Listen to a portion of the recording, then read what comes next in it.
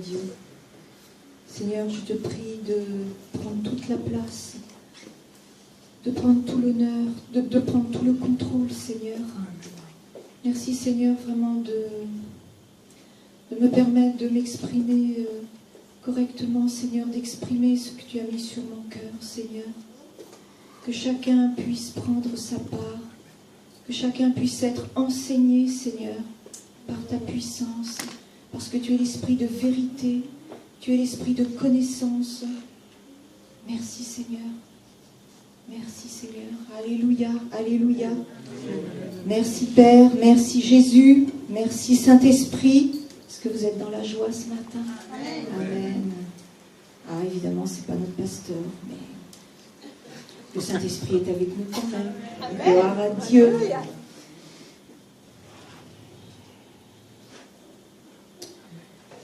Le Seigneur dit que sa parole est là pour nous enseigner et pour nous corriger. Amen. Jésus a dit, si vous demeurez dans ma parole, vous êtes vraiment mes disciples. Dans Jean 8, 31. Alors ce matin, sommes-nous vraiment les disciples du Seigneur, conduits par le Saint-Esprit?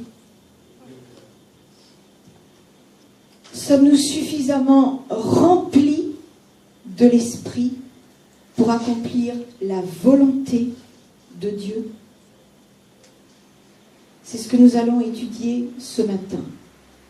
Choisissez donc d'être remplis du Saint-Esprit.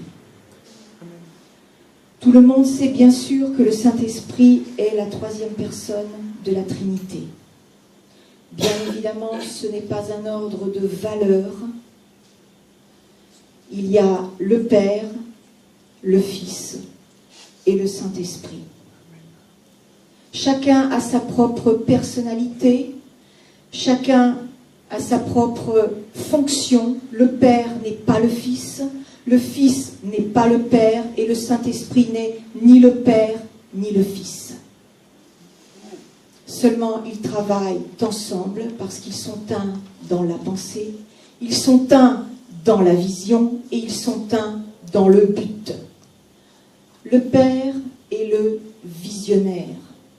Il voit, il établit le plan. Le Fils accomplit le plan. Il est la parole incarnée. Et le Saint-Esprit revêt le Fils de puissance. La même chose se passe pour nous aujourd'hui. Nous faisons la volonté du Père. Nous devenons ainsi la parole faite chair, revêtue par l'Esprit.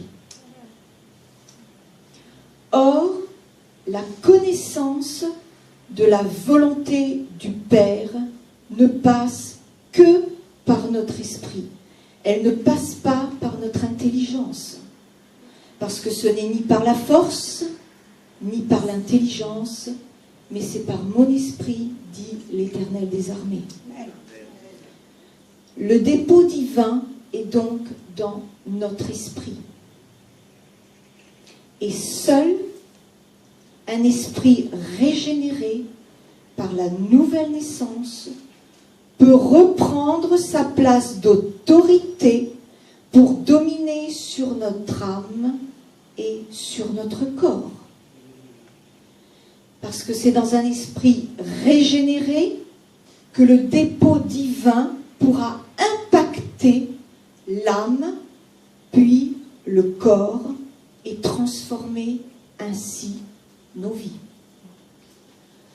Vous savez, notre âme, qui est le siège de notre intelligence, de nos émotions et de notre volonté, doit peu à peu céder sa position dominante pour se laisser diriger et sanctifier par le Saint-Esprit.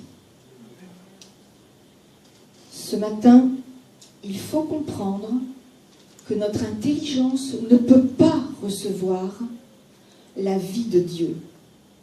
Elle peut recevoir de l'information, elle peut recevoir des données, mais seule notre esprit peut recevoir la vie de Dieu.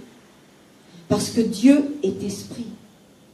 Et Romains 8,16 nous dit, l'esprit lui-même rend témoignage à notre esprit.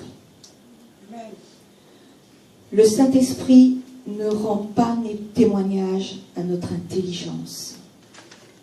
Le Saint-Esprit rend témoignage à notre esprit parce que c'est sa zone d'activité. C'est son QG, en quelque sorte. Et c'est comme ça, en remplissant notre esprit de sa présence, que le Saint-Esprit va pouvoir travailler et va transformer notre intelligence pour la renouveler, pour que nous soyons transformés par le renouvellement de l'intelligence afin de pouvoir discerner quelle est la volonté de Dieu. Donc, puisque nous n'avons aucune capacité en nous-mêmes pour nous changer, seule la relation et l'intimité avec le Saint-Esprit vont enclencher ce processus de transformation et de métamorphose. Si notre esprit régénéré demeure en communion avec le Seigneur, nos pensées, nos aspirations et nos œuvres seront déterminées par l'Esprit de Dieu. Nous vivrons alors par l'Esprit et nous marcherons par l'Esprit, parce que nous serons conduits par l'Esprit. Il n'y a aucune autre alternative si nous sommes en Christ. Pas de relation avec le Saint-Esprit, pas de changement. Ni plus, ni moins. Jésus lui-même a dit dans Jean 5, 30, « Moi, je ne peux rien faire par moi-même. Je ne cherche pas ma volonté, mais la volonté de celui qui m'a envoyé. » Jésus n'était conduit que par le Saint-Esprit de Dieu. Dites un bon Amen à Jésus. Amen. Et qu'en est-il de nous ce matin? Cherchons-nous suffisamment la volonté de celui qui nous a envoyés? Ou bien est-ce que certains préfèrent encore faire leur volonté et avancer en fonction de leurs émotions, en laissant leur âme dans sa position dominante? Si tel est le cas, c'est que quelque part, vous êtes déconnecté et vous êtes débranché du Saint-Esprit. Alors je vous le dis, il est temps de se rebrancher. Comprenez-moi ce matin, nombreux, hélas, nombreux sont les chrétiens qui ne sont plus branchés. Et pourtant, le Saint-Esprit est là, disponible, comme le courant, là, dans une prise électrique. Par exemple, si vous voulez regarder votre télévision et qu'elle n'est pas branchée, qu'elle n'est pas reliée à la prise électrique, il ne se passera rien. Pas d'image, pas de son. Vous ne voyez rien, vous n'entendez rien. Et si les instruments de la louange ne sont pas reliés à la prise, il n'y a pas de son. Nous n'entendrons rien. Eh bien, avec le Saint-Esprit, c'est pareil. Le Saint-Esprit, c'est l'électricité céleste. C'est le pur jus de la puissance de Dieu. C'est la lumière qui nous éclaire et qui nous guide. C'est le son de la parole. Le Saint-Esprit, c'est tout ce que véhicule l'électricité divine. Alors, n'éteignez pas le Saint-Esprit de Dieu. Ne vous privez pas de sa lumière, sinon vous serez dans la pénombre, voire même dans les ténèbres. Si vous restez débranchés, vous n'aurez aucune révélation, aucune direction, si ce n'est celle de vos pensées personnelles. Et vous n'aurez aucune puissance. Votre intelligence ne sera pas renouvelée. Elle restera donc stérile pour l'œuvre de Dieu. Vos émotions seront inchangées et votre âme continuera année après année à vous dominer pour accomplir ses propres désirs. C'est-à-dire qu'elle accomplira les désirs de la chair. Et oui, c'est comme ça. Quand on n'entend plus la voix du Saint-Esprit, on entend sa propre voix et on marche en fonction de sa personnalité, de son éducation, de ses vieilles habitudes. C'est ainsi qu'on reste bien religieux, tellement religieux, sans jamais accomplir la volonté de Dieu. Et pourtant, beaucoup pensent être très spirituels. Alors, qui domine sur qui dans vos vies ce matin? C'est un choix qui vous appartient. Est-ce que vous cherchez la volonté de Dieu et l'obéissance à Dieu pour lui être agréable? Ou bien alors, est-ce que vous cherchez votre volonté pour vous être agréable? Vous savez, aujourd'hui, encore, il y a beaucoup de chrétiens qui passent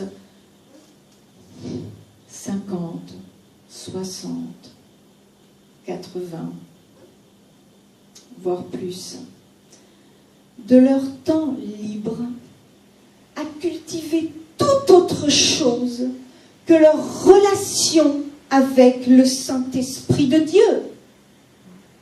Mais que font-ils de leur liberté?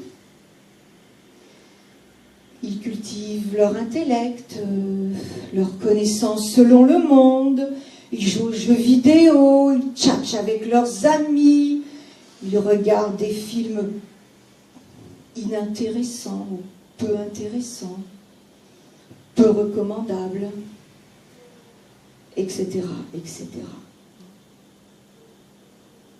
Réalisent-ils seulement l'impact de leur choix sur leur vie? Et pourtant, il me semble avoir lu, si nous avons la même Bible, dans Galates 5, 13, « Frères et sœurs, vous avez été appelés à la liberté. Seulement, ne faites pas de cette liberté un prétexte ou une excuse de vivre selon la chair. » Parce qu'il faut bien comprendre ce matin que tout ce que l'on sème, un jour ou l'autre, on le récoltera. C'est-à-dire que tout ce à quoi on occupe notre temps libre, tôt ou tard, ça viendra nous rattraper et dominer sur nos vies. Il n'y a aucune autre issue. Croyez-moi, la partie la plus importante de notre être, celle que nous devons entretenir, celle que nous devons choyer, celle que nous devons continuellement muscler et qui nécessite un entraînement permanent pour être toujours au top, eh bien, c'est notre esprit. Souvenez-vous de ce que dit la Bible dans Galates 6:8. Celui qui sème pour sa chair moissonnera de la chair la corruption. Mais celui qui sème pour l'esprit moissonnera de l'esprit la vie éternelle. C'est l'esprit qui vivifie, la chair ne sert de rien. Il est temps de se décider, d'apprendre à mettre son esprit en communion, en communication avec le Saint-Esprit de Jésus. Parce que c'est notre esprit qui nous soutiendra dans les problèmes et dans les combats de la vie. Pas de relation avec le Saint-Esprit, pas de force, pas d'endurance, pas de persévérance. Notre être intérieur doit être quotidiennement renouvelé, alimenté, branché et connecté à sa présence. Pas seulement de temps en temps. Vous savez, personne ne trompera Dieu. Dieu voit en permanence ce que l'on fait ou pas. Et Dieu ne regarde pas à votre apparence. Il ne se fie pas à ce qui saute aux yeux. Parce que Dieu sait que l'on peut être beau à l'extérieur, en apparence, mais pas beau et sale à l'intérieur. Donc impropre à l'œuvre de Dieu. Lisons ensemble, on va ouvrir nos Bibles dans 1 Samuel 16 au verset 1. Justement, notre pasteur nous en a parlé dimanche dernier.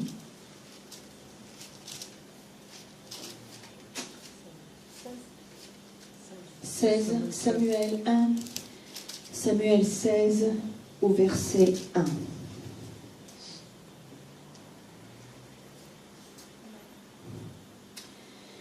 Le Seigneur dit à Samuel, jusqu'à quand pleureras-tu sur Saül? Moi, je l'ai rejeté. Il ne sera plus roi sur Israël. Remplis ta corne d'huile et va. Je t'enverrai chez Isaïe, Bethléemite, car j'ai vu parmi ses fils celui que je désire pour roi. Puis, on va lire des versets 6 à 12.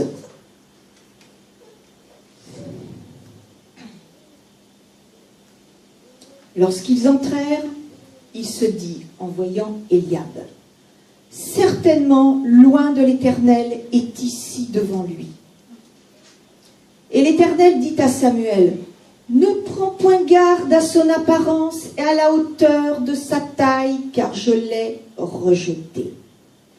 L'Éternel ne considère pas ce que l'homme considère. L'homme regarde à ce qui frappe les yeux, mais l'Éternel regarde au cœur. »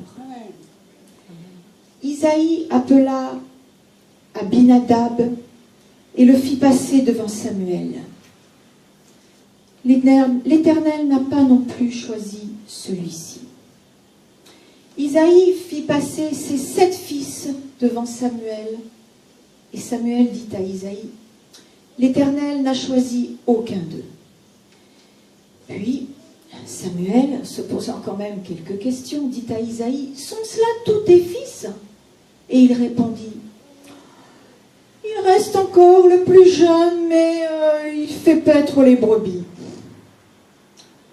Alors Samuel dit à Isaïe, « Envoie-le chercher, car nous ne nous placerons point qu'il ne soit venu ici. » Isaïe l'envoya chercher. Or, il était blond, avec de beaux yeux et une belle figure. L'Éternel dit à Samuel, « Lève-toi, Oins-le, car c'est lui. On comprend bien dans cet exemple que l'apparence est trompeuse et que les critères du monde sont très différents des critères de Dieu. Et si l'esprit de Samuel n'avait pas été connecté au Saint-Esprit, il se serait trompé, si grand prophète fût-il. Parce que seul le Saint-Esprit lui-même peut rendre témoignage à notre esprit pour faire le bon choix de la volonté parfaite de Dieu. Le choix évident de l'homme, et en l'occurrence ici pour Samuel, se portait sur les premiers fils d'Isaïe. Waouh! À coup sûr, le Seigneur a devant lui l'homme de son onction, grand, beau, bien mis. Oh, c'est certain. Je comprends pourquoi le Saint-Esprit m'a envoyé ici. Mais non, pas du tout. Parce que Dieu ne regarde pas à l'homme extérieur. Il regarde à l'homme intérieur, à la disposition de notre cœur, à celui qui est connecté à son esprit et qui cherche à faire sa volonté. Et c'est ainsi que Dieu est en mesure de dire « Ne prête pas attention à son apparence et à sa haute taille, car je l'ai rejeté. » Mais alors, qu'en est-il de nous ce matin? Est-ce que notre cœur est circoncis par le Saint-Esprit? Ou bien est-ce que Dieu va nous rejeter un jour, peut-être? Dieu désire par-dessus tout la vérité et l'intégrité dans notre cœur, dans notre être intérieur.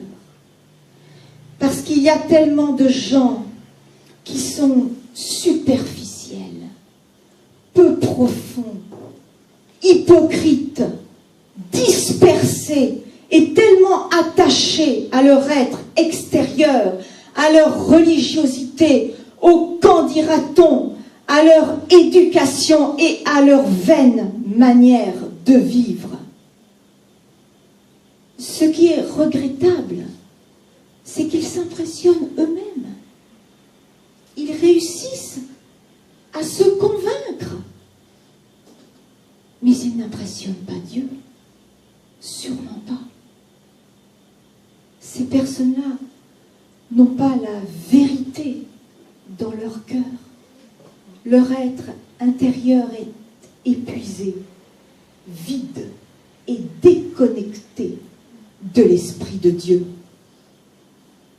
La Bible dit dans 2 Timothée 3 qu'il y aura dans les derniers jours des gens enflés d'orgueil, aimant le plaisir plus que Dieu, ayant l'apparence de la piété, mais reniant tout ce qui en fait la force.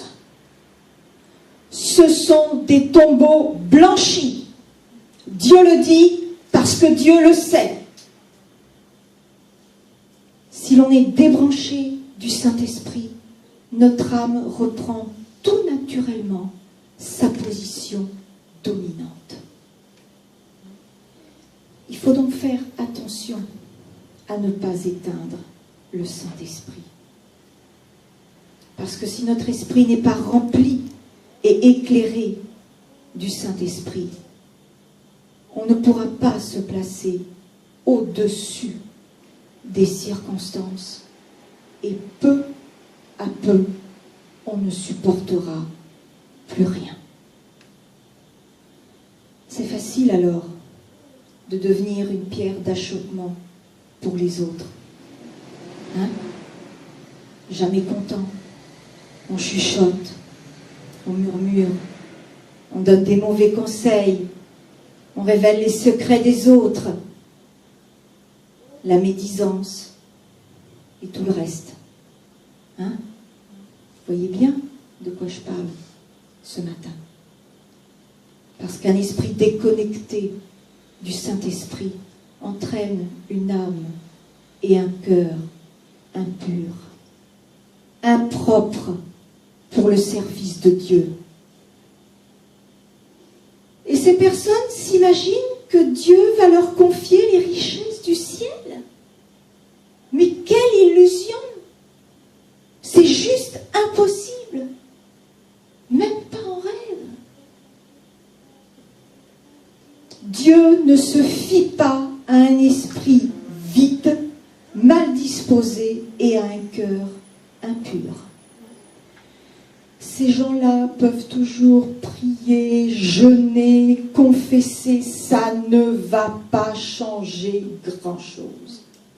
Même le roi David, oint, criait à Dieu dans le psaume 51, « Ô Dieu, crée en moi un cœur pur, renouvelle en moi un esprit bien disposé. » Alors à combien plus forte raison devons-nous faire pareil?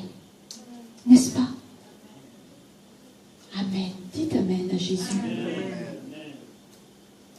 Je vous le dis ce matin, il faut apprendre à bâtir son esprit en étant branché à l'électricité divine. Sinon, il restera stérile et nos cœurs seront impurs, misérables et dans la confusion, et nous n'accomplirons pas le plan parfait de Dieu pour nos vies. Dieu le Père, Dieu le Fils et Dieu le Saint-Esprit ne veut pas que nous soyons dans cette situation, bien évidemment. Quand votre esprit est abattu, rebranchez-vous. Ne laissez pas votre âme faire sa dictature. N'attendez pas d'en arriver là. Continuez à chercher et à frapper pour que l'on vous ouvre. Passez plus de temps dans la présence du Saint-Esprit. Passez plus de temps dans la parole de Dieu. Louez-le, adorez-le, priez encore. Dieu, la parole et le Saint-Esprit sont toujours d'accord. Si les murs de votre cœur sont dévastés, si les portes ont été brûlées, prenez les matériaux de construction de la Bible et rebâtissez-vous dans la présence de Dieu. Prenez le médicament de la parole. C'est vital, c'est votre remède, c'est mon remède. Parce qu'une personne dont l'esprit ne domine plus sur son âme et sur ses émotions, c'est comme les murs d'une ville qui est bombardée. Il faut se connecter ou se reconnecter. L'électricité est là. N'attendez pas. Personne ne pourra jamais faire le travail à votre place.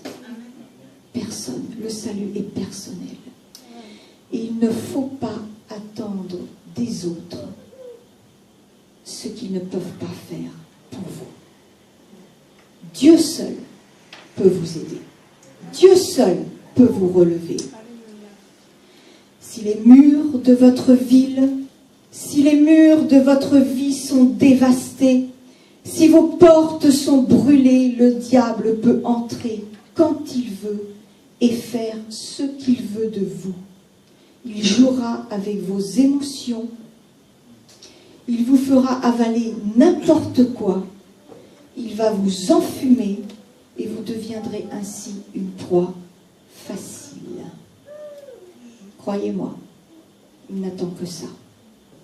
Il rôde comme un lion rugissant, cherchant qui il va dévorer. Comprenez bien ce matin qu'il est absolument nécessaire d'apprendre à rebâtir les murailles et à fortifier les portes de vos cœurs. Il faut apprendre à fermer les portes d'accès à l'ennemi de nos âmes. Il faut construire ou reconstruire son être intérieur en prenant les bons matériaux de la Bible, parce que la guérison et le renouvellement intérieur ne pourront s'enraciner dans vos vies que dans la présence du Saint-Esprit et dans la parole de Dieu. C'est sans alternative possible pour un changement véritable et durable. Il n'y a pas d'autre solution. Les psychiatres, les psychanalystes et tous les psys ne vous changeront pas. Ils continueront, bien au contraire, à vous garder comme victime et à flatter votre chair. Pensez-y. Seul le Seigneur peut vous changer. N'oubliez pas que c'est l'esprit qui vivifie. La chair ne sert de rien. Et seule la parole de Dieu est esprit et vie. La manière de Dieu n'est pas la manière du monde. Alors laissez de côté la manière du monde et emparez-vous, appropriez-vous les briques, les versets de la parole pour vous édifier. Par exemple, si vous avez besoin des briques de reconstruction ou de construction concernant le pardon, n'allez pas chercher le matériau concernant l'inquiétude ou l'impudicité. Ou bien si vous avez besoin de guérir de la colère, ne prenez pas les versets sur la fidélité. Décidez de faire le bon choix. Il faut amener ces pensées rebelles, captives à l'obéissance de Christ, à l'obéissance du Saint-Esprit, donc à l'obéissance de la parole. Vous savez, les problèmes, je ne parle pas ici des oppositions, je parle des problèmes. Ils n'arrivent pas comme ça, du jour au lendemain, comme un cheveu sur la soupe. C'est bien souvent notre ignorance, notre suffisance, nos certitudes et l'éloignement de sa présence qui nous conduisent dans une voie de garage où nous sommes aveuglés et sourds. Parce que Dieu, dans sa miséricorde, met toujours sur notre chemin des panneaux de signalisation. Il nous donne un laps de temps pour intégrer les données. Mais hélas, si souvent, nous ne les voyons pas, nous ne les entendons pas non plus, parce qu'on se fie davantage à ce que l'on ressent et non pas à ce que dit la parole et le Saint-Esprit. Par exemple, si on garde de la colère, du ressentiment, du non-pardon dans nos cœurs, alors que Dieu nous a avertis maintes fois avec un panneau danger ou avec un panneau stop, parce que sa parole nous dit ne te couche pas sur ta colère et pardonne jusqu'à 7 fois, 77 fois, et que l'on persévère dans notre entêtement en pensant que ça va passer sans considérer la signalisation spirituelle, on ira droit dans le mur, c'est certain, tôt ou tard. Le laps de temps qui nous est accordé, c'est pour reconsidérer notre position, nous reconnecter avec le Saint-Esprit pour examiner la situation à sa lumière et le laisser nous corriger et nous guérir, parce que lui seul peut faire quelque chose pour nous, quelque chose de profond. Il faut véritablement regarder la réalité en face pour se poser les vraies questions. Suis-je en règle avec Dieu? Est-ce que j'ai fait le bon choix? Est-ce que c'est la volonté de Dieu? Qui dirige ma vie? Et lorsque Dieu, le Tout-Puissant, allume sa lumière et dirige son spot sur vous et moi, sur votre péché et sur mon péché, il ne faut jamais, jamais plaider sa cause. Il faut toujours plaider coupable. Parce que Dieu a toujours raison et Dieu est toujours juste, même quand ça fait mal. Il faut s'humilier, il faut se repentir et être reconnaissant au Saint-Esprit de nous révéler la vérité. Il le fait parce qu'il nous aime et il veut que la vérité soit dans notre cœur, si dure soit-elle à entendre et à accepter. La Bible dit, vous connaîtrez la vérité et la vérité vous affranchira. Ce n'est pas le péché qui va vous affranchir. Et quel privilège, quelle grâce d'avoir l'Éternel pour nous remettre dans le droit chemin et nous permettre d'achever notre course. Quelle miséricorde, quel amour. Seigneur, merci pour ta patience. Merci pour ta persévérance. Merci pour ta fidélité. Merci pour tes bontés que tu renouvelles chaque jour pour nous, Seigneur. Combien d'entre vous voulez expérimenter la victoire et non pas seulement en entendre parler? Alors, il faut être branché sur le courant électrique du Saint-Esprit. Si on n'a plus de jus, on s'épuise. On a un esprit abattu, on perd de vue le but et on s'essouffle. Plus d'objectifs, donc plus d'endurance. Il y a combien de chrétiens dans cette situation qui errent ici et là, d'église en église, avec leur espoir perdu, et ils se lassent peu à peu de chercher la volonté de Dieu, en se disant, au fond d'eux-mêmes, à quoi ça sert tout ça? Finalement, hein? Là où est l'Esprit de Dieu, là est la liberté. Alors, vive ma liberté de penser. Je fais ce que je veux, quand je veux. Hein? Mais Dieu ne nous appelle pas à être comme ça. Dieu ne nous appelle pas à vivre dans cet état d'errance et d'abattement. Il faut se secouer. Il faut s'accrocher à Jésus. Il faut travailler à son salut. Il faut chercher à se remettre en question. Ça ne tombe pas tout cuit dans le bec, comme ça. Non, jamais de la vie. Il faut faire des pas de foi.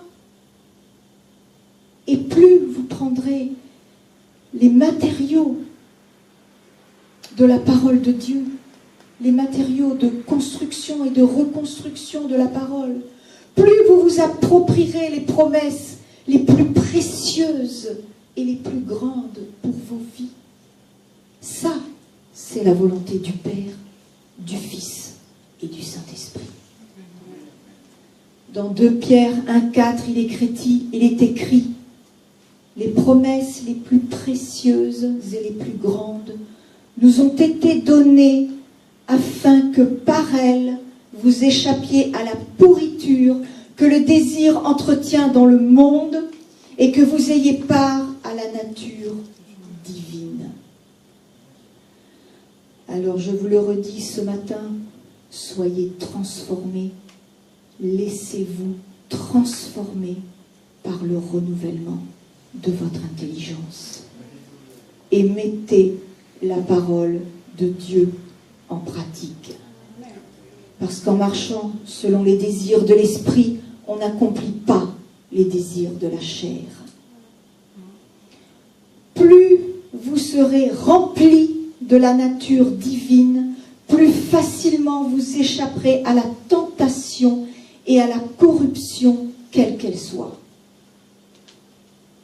N'oubliez pas que vous récolterez ce que vous avez semé, ce que vous avez cultivé.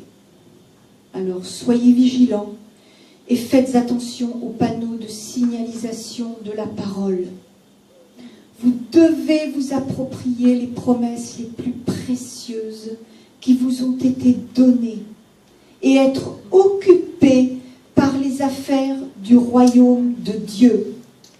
L'Esprit de Dieu s'occupe du royaume de Dieu. Soyons donc renouvelés par le renouvellement de notre intelligence. Ne courez pas dans tous les sens à faire n'importe quoi. Il faut remettre sa vie en ordre pour ne pas se disperser dans les affaires du monde qui n'édifient personne et sûrement pas les chrétiens. Seules les personnes conduites par l'Esprit de Dieu sont fils et filles de Dieu. Vous en aurez la confirmation dans Romains 8, 14. Si Jésus a dit « Moi, je ne peux rien faire par moi-même ». Alors, comment se fait-il que tant de chrétiens s'imaginent pouvoir ne dépendre que d'eux-mêmes? Inconscients, suffisants et enflés d'orgueil.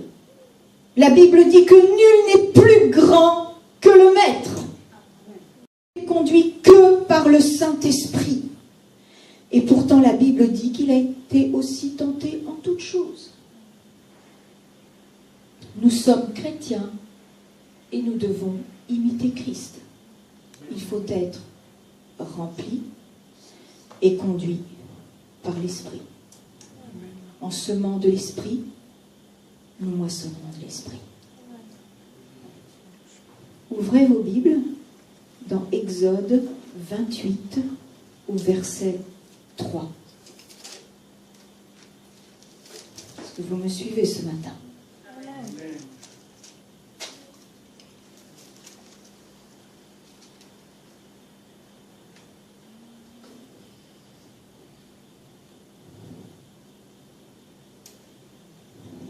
Tu parleras à tous ceux qui sont habiles, c'est-à-dire sages de cœur, à ceux que j'ai remplis d'un souffle de sagesse.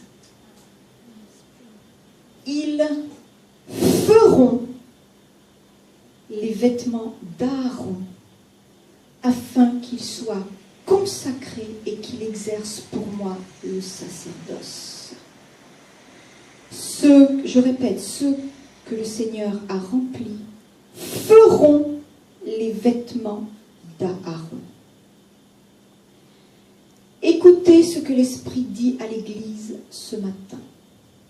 Seuls les chrétiens remplis de l'Esprit font, élaborent, fabriquent les vêtements d'Aaron et couvrent ainsi le ministère.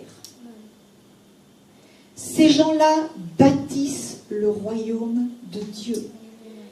Ils édifient l'Église parce qu'ils sont consacrés. L'onction coule. La discipline coule. L'obéissance coule. Le pardon coule. L'amour coule. Ainsi, ils protègent et ils couvrent le ministère parce qu'ils font les vêtements d'Aaron avec les talents que le Seigneur leur a donnés. Ils construisent. Ce sont des bâtisseurs pour le royaume. Amen. Cependant, à l'inverse, à l'opposé, les chrétiens qui ne sont pas remplis de l'esprit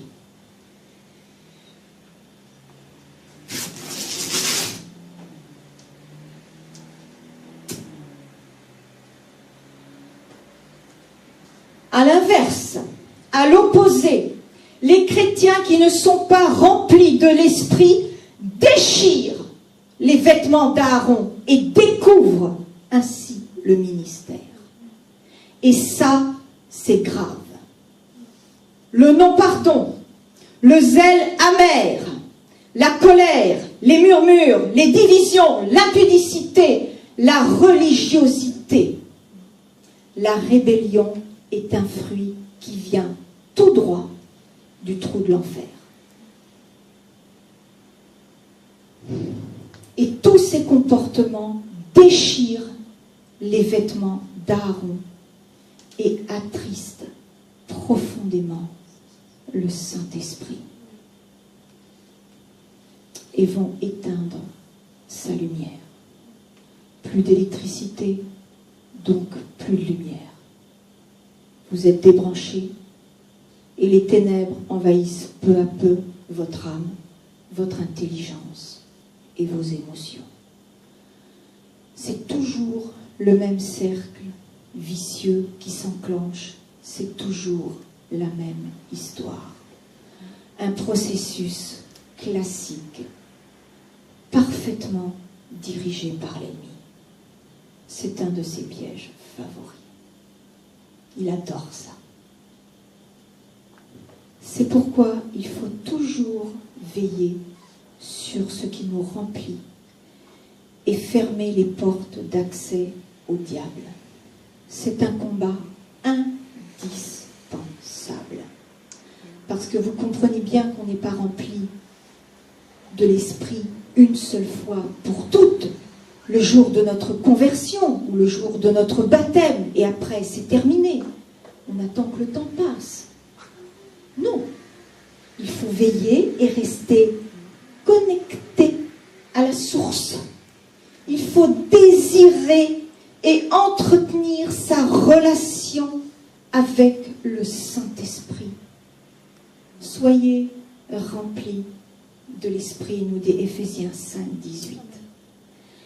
Et dans la version Parole vivante, qui est plus étoffée, la Bible dit « Buvez à longs traits la coupe de l'Esprit, laissez-vous constamment à nouveau remplir par le Saint-Esprit et cherchez en lui votre plénitude. » Vous comprenez bien que si on ne va pas constamment, à nouveau, quotidiennement à la source pour être rempli, on se vide.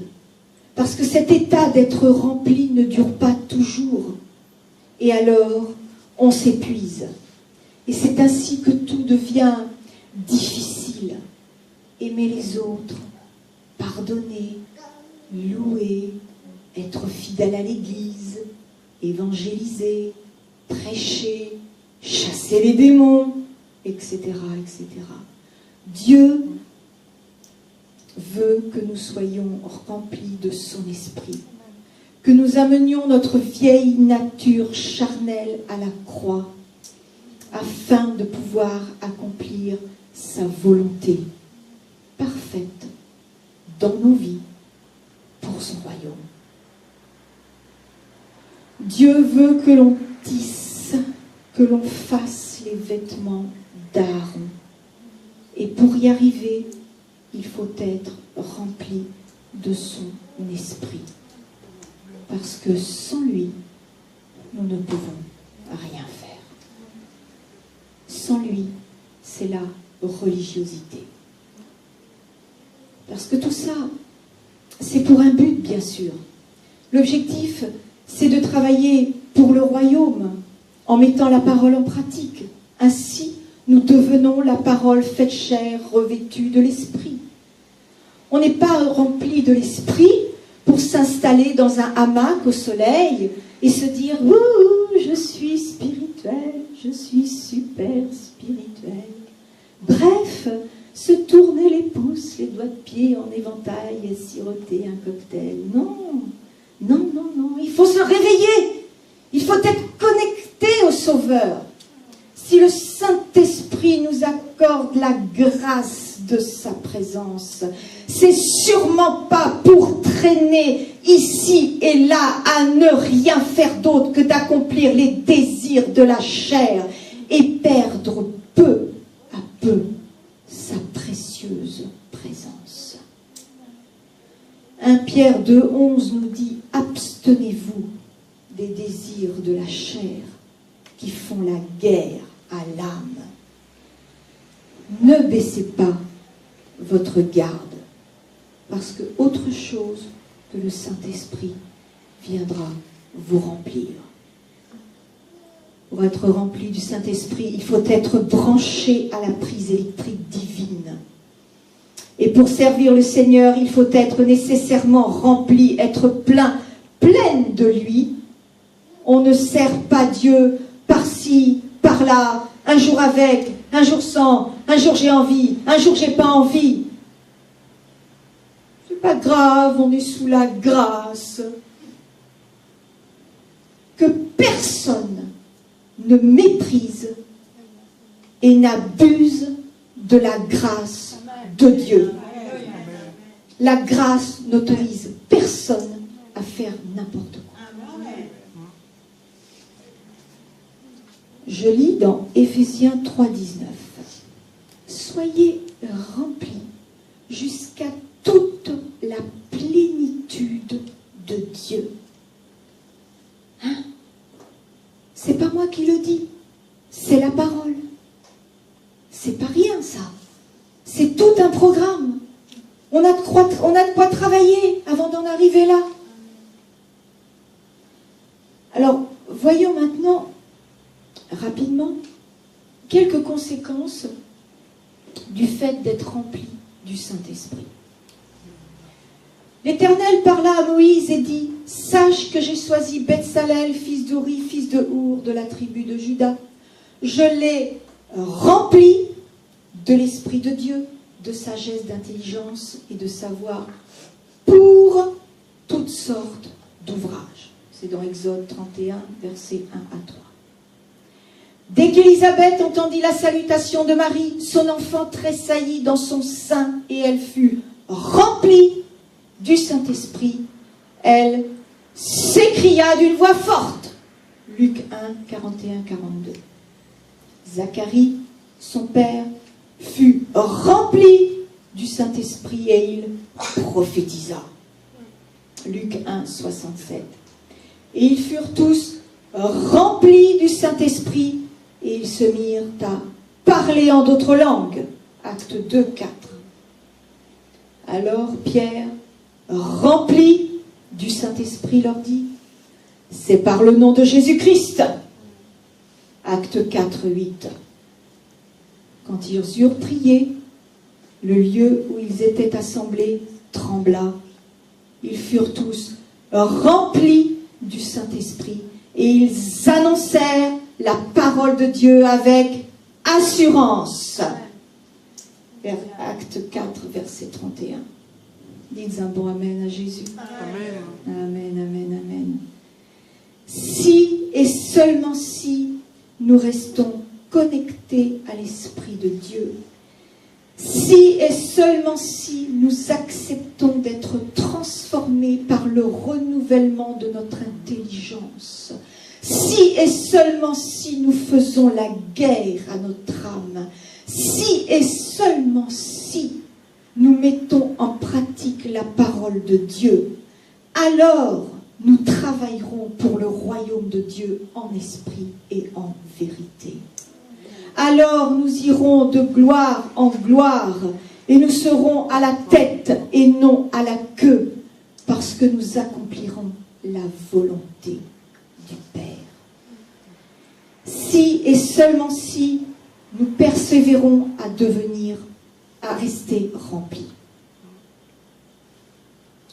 Quelle que soit la situation que vous affrontez, la victoire porte déjà votre nom, dans le nom de Jésus. Si et seulement si vous faites votre part. Bâtissez-vous. Édifiez-vous. Les murs sont tombés. Prenez les matériaux de reconstruction de la Bible. Travaillez à votre salut. Les portes sont brûlées. Louez-le. Adorez-le encore. Souvenez-vous que ce sont les violents qui s'en emparent. Dieu est fidèle. Donnez-lui les prémices de votre temps, les prémices de votre argent, les prémices de vos talents. Et vous verrez si l'Éternel n'ouvre pas sur vous les écluses des cieux. Dieu sait et Dieu voit. Parce que l'Éternel, c'est l'omniprésent, l'omnipotent et l'omniscient. Parce que l'Éternel, c'est la parole faite chair. Parce que l'Éternel, c'est celui qui a tout accompli à la croix. Parce que l'Éternel, c'est celui qui a mis toute la puissance de l'ennemi sous ses pieds. Parce que l'Éternel, c'est celui qui a effacé l'acte des ordonnances qui nous condamnait. Parce que l'Éternel, c'est le roi des rois et le Seigneur des seigneurs. Parce que l'Éternel, ce n'est pas n'importe qui. Alors fléchissez les genoux, fléchissons les genoux devant sa majesté, devant sa sainteté, devant sa puissance, devant sa gloire, et bâtissons son royaume en esprit et en vérité. Oh Seigneur, je te prie, Seigneur, aujourd'hui de nous amener dans une autre dimension de ta connaissance, de manière à ce que nous accomplissions pleinement ta volonté parfaite et non pas ta volonté permissive, Seigneur. Attire-nous à toi et aide-nous, Seigneur, à entendre davantage ta voix pour mieux t'honorer, pour mieux te servir, pour mieux marcher dans les pas que tu as préparés d'avance pour nous. En attendant ton retour, Jésus, je te prie de faire de nous des serviteurs et des servantes remplis de ton esprit et efficaces pour ton royaume. Que la gloire soit pour toi seul, Père, d'éternité en éternité. Que le Seigneur vous bénisse et vous garde jusqu'à son retour. Amen. Amen. Amen. Gloire à Dieu. Amen, amen. Dites un bon amen à Jésus. Acclamez le roi de gloire. Acclamez le Saint-Esprit. Acclamez le Père. Acclamez sa patience. Acclamez sa bonté. Acclamez sa miséricorde. Il est grand et puissant. Il est vêtu de gloire et de splendeur. Il est miséricordieux. Merci Seigneur. Merci Seigneur. Merci Seigneur. Gloire à toi Jésus, victoire à Jésus, puissance à Jésus, honneur à Jésus. Merci Seigneur de nous garder dans tes voies. Merci Seigneur. Nous voulons t'adorer, nous voulons te célébrer, parce que toi seul est digne d'être exalté. Toi seul as tout accompli. Toi seul as souffert sur cette croix, par amour pour nous. Seigneur, où serions-nous si tu n'étais pas dans nos vies? Si tu guidais pas nos pas? Si tu n'étais pas là pour nous convaincre de péché, de justice et de jugement? Tu es notre lumière. Tu es notre premier amour. Nous voulons manger les délices de tes fruits dans ta maison. Nous voulons être rassasiés de ta parole, de ces mets gras et succulents, Seigneur. Merci, Seigneur, de t'investir en nous, Seigneur. Dieu de gloire, lève-toi dans nos vies davantage, davantage, davantage, Seigneur. Comme le dit notre pasteur, toujours plus, toujours plus, toujours plus. Aide-nous, Seigneur, aide-nous, Seigneur, à accomplir les désirs de l'Esprit. Merci, Seigneur, merci, Seigneur.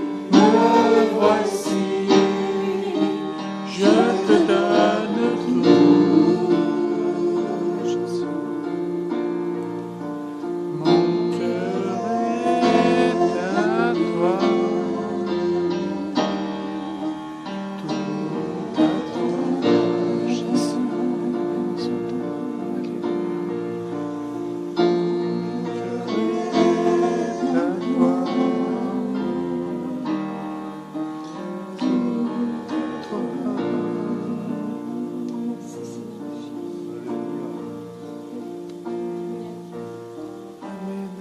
Vous voyez que le Seigneur, il est fidèle. Il a été et il est avec nous. Jusqu'au bout. Amen. Alléluia. C'est un très beau dimanche. Si Dieu le permet, dimanche prochain, à plus d'un culte, on fait la fête. Dimanche prochain, après les cultes, on aura des baptêmes. Je ne sais pas encore combien de personnes vont passer par les cieux de baptême, mais même s'il y en a un, c'est la fête dans les cieux. Dit, quand il y a quelqu'un qui accepte le Seigneur et qui passe par les cieux de baptême, c'est la fête là-haut. C'est la fête ici aussi. Alors, soyez bénis, préparez-vous, restez dans cette parole qu'on a reçue ce matin, que le Seigneur prospère son œuvre, qu'il nous fortifie dans sa parole. Soyez bénis et à dimanche prochain. Amen. Et vous savez...